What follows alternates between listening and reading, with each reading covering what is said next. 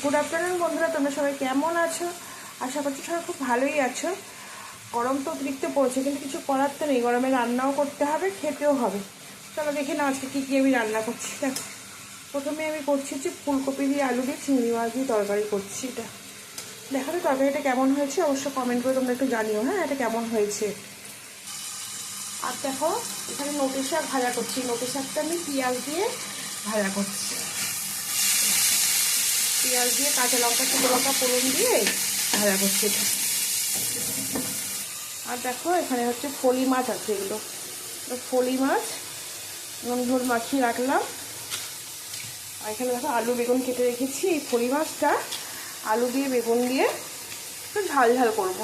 এই মাছটা বাবুর ছেলেরা খায় না, কাটা তো থাকে, ওই জন্য খায় না।